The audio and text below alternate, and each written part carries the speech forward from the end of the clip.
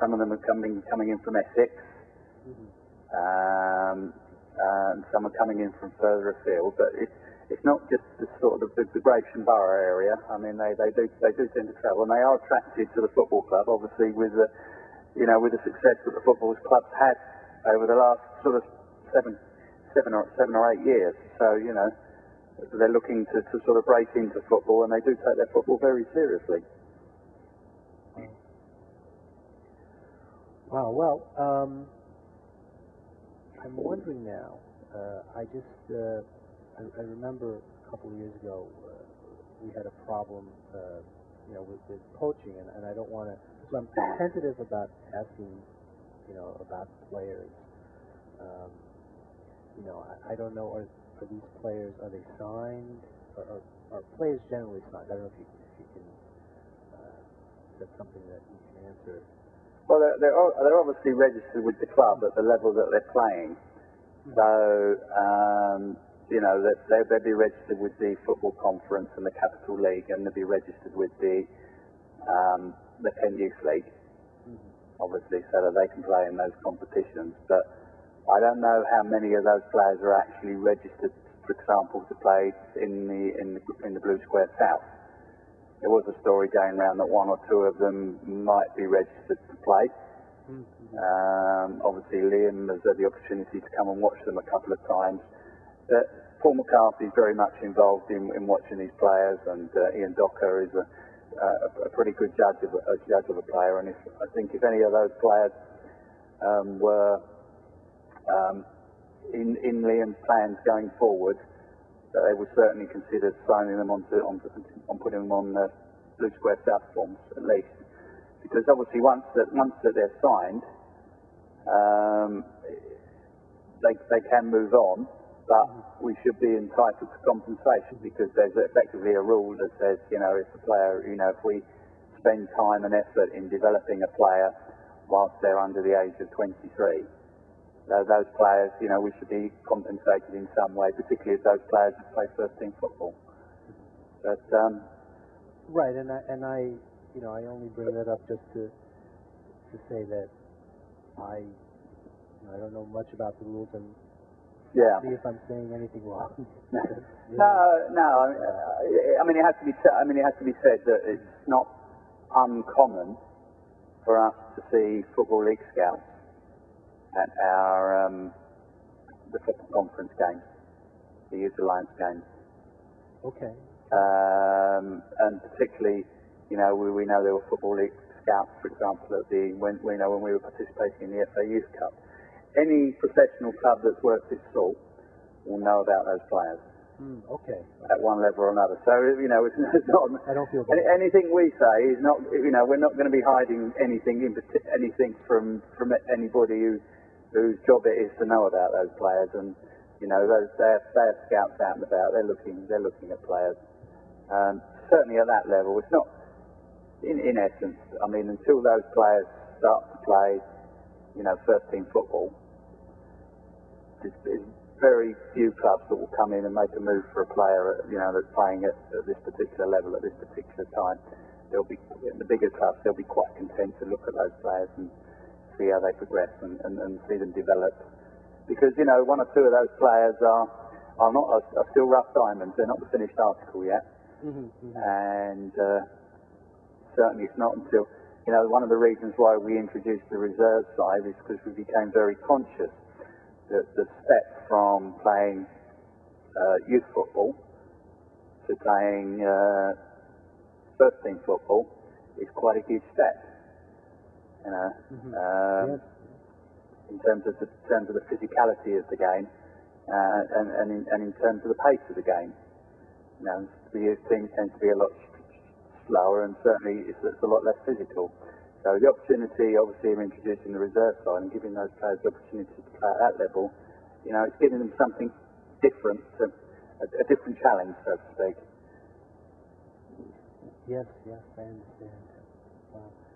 All right, well, that's really all the questions I have. I don't know if you have any additional comments you'd like to make, maybe other players that you think you should get excited about? It's difficult, really, because I think you've probably picked two or three that certainly are, you know, players that people are beginning to notice. Okay. You know, there's a couple of others as well. I mean, certainly from below that, you know, players like Billy French and players like Reece Lyons, who are sort of first teamers, are starting to, you know, feature in Ian's plans and starting to play in the academy, you know, the academy side. And then, you know, players like Josh Blackburn as well, you know, little live wire players they are. Perhaps need to get a bit taller, grow a little bit, and you know, it's not all about being 6 foot and being able to jump high, you know. They bring a different dimension to the game. But I think, as we said, probably this year we're probably not as strong in depth.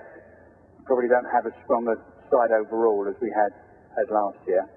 But, you know, obviously the introduction of the reserve side is giving them the opportunity to experience football, you know, in a slightly different way.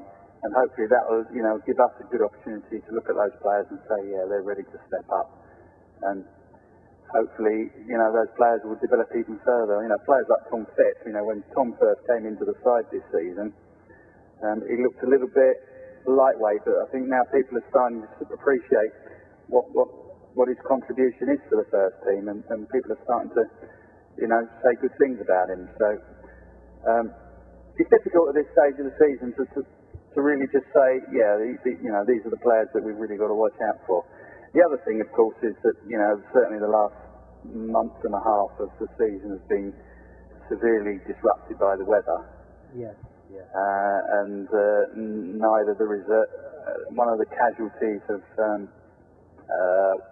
snowy pitches and things like that tend to be the reserve fixtures and the academy fixtures. They tend to be cancelled at short notice. So they've not really had too many outings, let's say, over the last 5 or 6 weeks, which is a shame, really, you know, because those are the guys who really want to carry on playing football.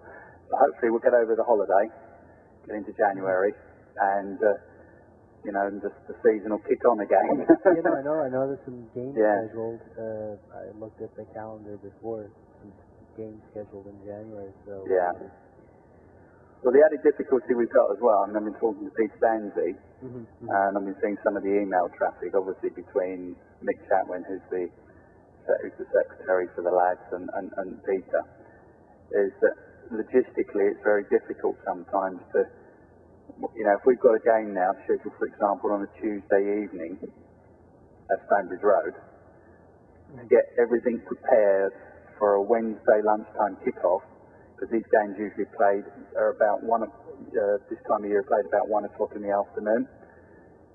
To logistically, obviously, get everything cleared up from the night before, get the dressing rooms cleared up and everything else in time to actually schedule and get the pitch repaired and anything else you might need to do with the pitch in time for a Wednesday afternoon game. It's very, very difficult. Very difficult. So it's going to be a squeeze to try and get everything in now, which again is just one of the downsides of, you know, having so many teams, having the reserve side and the academy side. Fortunately, the Kent Youth League side, they don't play at Stonebridge Road. They play elsewhere on a Sunday. But you know, youth reserve games and youth team games are going to have to be squeezed in now somehow around the Tuesday night games for the first team. It's a challenge, but we all realised it was going to be a challenge, and I'm sure it'll work its way through, and everything will get played by the end of the season. Yeah. But we really need some of this white stuff to disappear, which it has here. Fortunately, I see that your part of the world has suffered from it quite intensely over the last few days. But, I got snowed in here in New York. So. Yeah. But we're digging out. Yeah. Well, Tony, I'm going to let you go. I appreciate the time. I'm sorry for interrupting your dinner. No, that's no problem. And I believe that the listeners will appreciate you know, what you've said about the players, what you've explained. I know I appreciate it. I look forward to maybe talking to you in the future. I'll email you. You know, maybe in the next couple of months we'll see where these players are. And if you're so inclined, we'll talk about them. Well, by all means, give me a call later, you know, towards the end of the season, and perhaps we'll certainly get a real feeling about that, how these players are developing, and whether we've got any future fleet stars that may emerge and feature, you know, in perhaps season 2011-2012. Yeah, I appreciate your work. I know the fans appreciate it, and if they didn't know you before, they know you now. So thank you. No problem. All right, take care. Good night. All right, bye-bye. Well, Tony, thank you again. And next time, I'll try not to bother you at mealtime.